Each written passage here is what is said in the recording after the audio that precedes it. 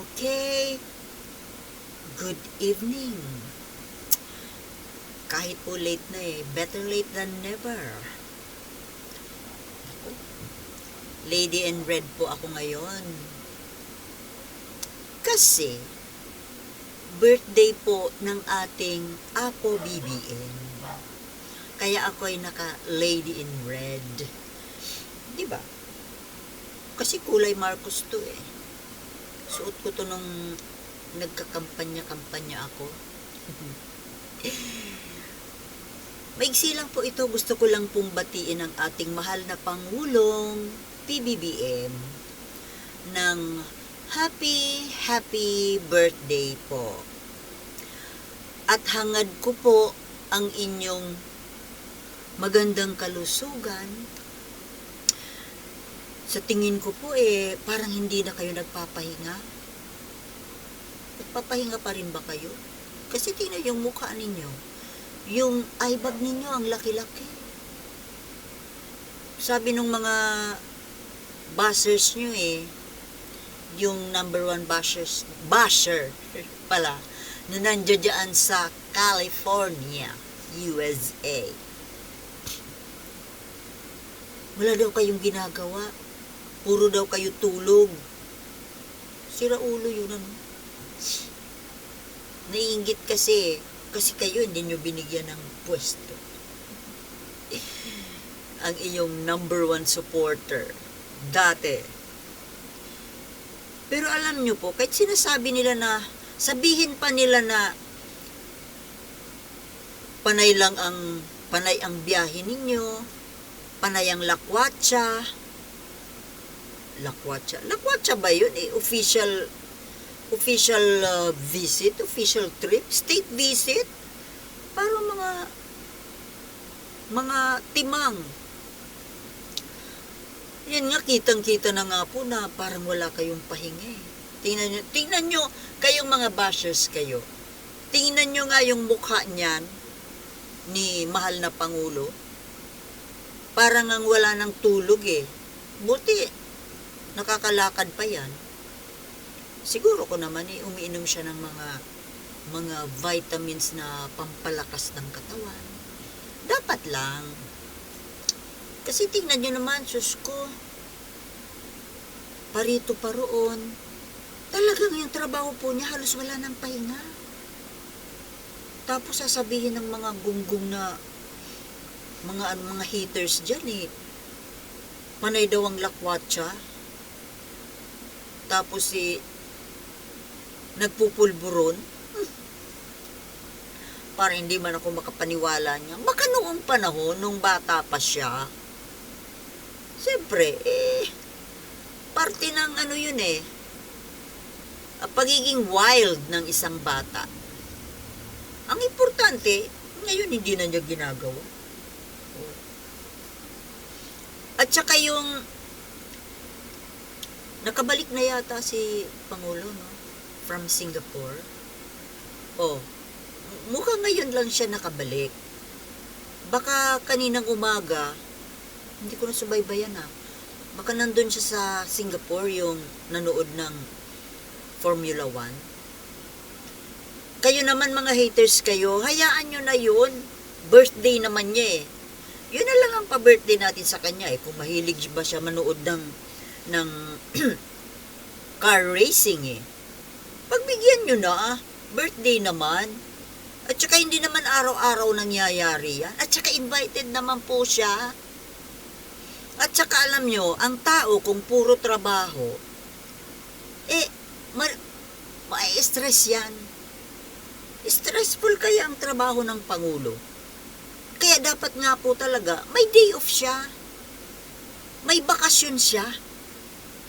Itong mga foreign trips na to, baka ito na yung pagiging niya, although hindi naman talaga bakasyon yun dahil trabaho pa rin. Pero, according to yun, naglalakwat siya, at least lakwat siya na at the same time trabaho. Kung yun ngang mga ordinary employees may day off at mayroong 15 days a year na paid vacation, na mas simple lang ang trabaho, ito pa kayang Pangulo? Di ba dapat pagbigyan din siya ng bakasyon? Kung yung mga senador nga di ba may recess sila, may nagsisipag bakasyon lang yan, di ba? O bakit ang Pangulo hindi pwedeng magbakasyon? Mga, kulang kayo sa pangunawa. Di ba may kasabihan, all work and no play makes Jack a dull boy. O gusto nyo ba siyang maging dull? Buti nga, parang ang lakas-lakas, very energetic pa rin kahit na sobra ang trabaho. Tapos binabatikos nyo pa? Binabatikos nung ilan? Pinipintasan nung naiinggit? Tapos, may nagpaplano pang patalsikin? Oh, para kayo kaya maging Pangulo? Sige nga, kung kayo maging Pangulo. Naku mga kababayan, ayoko man sanang sabihin ito, pero kasi gusto ko sana itong message na ito kay Apo BBM isang masayang message. Kaya lang parang hindi maiwasan, naku, wag po tayong papayag na patalsikin ang mahal na Pangulo, no? Aba, ako ayoko. Lalo pa kung ang papalit isang gahaman sa confidential fund. Tapos pro-China pa. Di pwede. No to term sharing. Di ba, Manong BBM? Manong BBM, kung akong tatanggap, siguro ko tuwing linggo, nagpapahinga naman siguro kayo. At saka office hours, siguro ko naman sumusunod naman kayo sa office hours. Kasi kailangan yun Kailangan naman na 24/7 ang tatrabaho. Oh. Kung ang mga congressman, mga senador may bakasyon, di dapat ang presidente meron din. Diba? Kayo talaga. Unawain niyo ang tao. Mahirap ang trabahong ng presidente, no? Lahat inaalala niya. Yung sariling bansa, yung security ng bansa, yung pag-unlad ng bansa.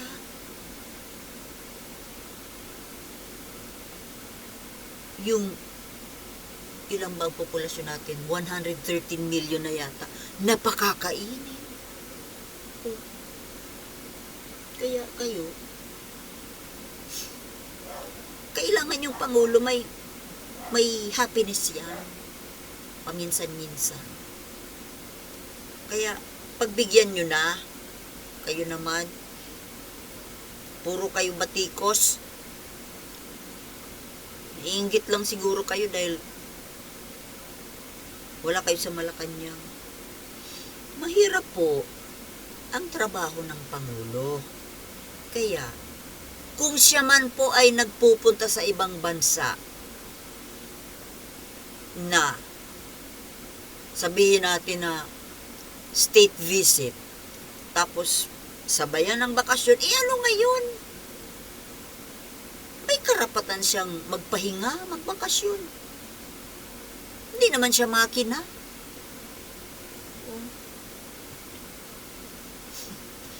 Kayo talaga. Naging Pangulo lang, gawin nyo ng robot, makina. Unawain nyo ang tao. Maging understanding po tayo sa tao. Grabe ang stress niya, no? Ng isang Pangulo. Kahit hindi ko naranasan maging Pangulo, alam kong stressful yan na trabaho. Ang daming papakisamahan, ang daming aasikasuhin. Diba? Nandiyan pa yung nakaambang digmaan. Ang dami mong sinusuyo. Kaya kayo, Huwag naman kayong masyadong bumabati ko sa Pangulo.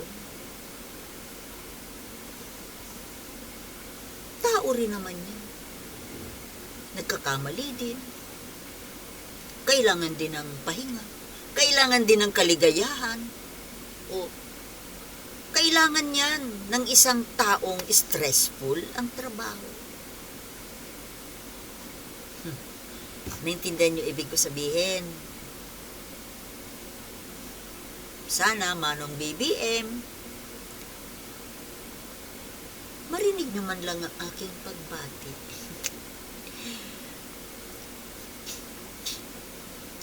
Hangad ko po ang inyong physical na kalakasan, vitality, strength, lakas ng loob. Tsaka sana po, wag naman kayong nagpapaapi. Maging matapang naman kayo, Manong BBM. Yung mga nambabati ko sa inyo, yung mga nangiinsulto, nagtatawa. Sana patikimin nyo rin naman ng sampal. Hindi literal na sampal, ha? O pwede rin literal. Nang madala. Hinahayaan nyo kasi na iniinsulto kayo. Nababaitan masyado eh. So, Manong BBM hanggang 2028, no to term sharing. No to mutiny. No to people power. No to impeachment. Tuloy. Hanggang 2028. Happy birthday! At happy birthday pa rin hanggang September 21. Ay! September 13, 2028. Ay, hindi, wala na pala. Magpapalit na pala yun. 2027 lang pala. Kayo magbe-birthday dyan sa Malacanang. Oo. Kasi by September 13, 2028, iba na yung Pangulo. Kaya, kailangan mag-birthday pa rin kayo sa Malacanang. You have to celebrate your ilan na ba? Anyway, you should celebrate your birthday on your last term as president on September 13, 2027, there in Malacanang. Okay? More power and more energy. Bye. Happy birthday, mahal na Pangulong Apo Bibi. Okay?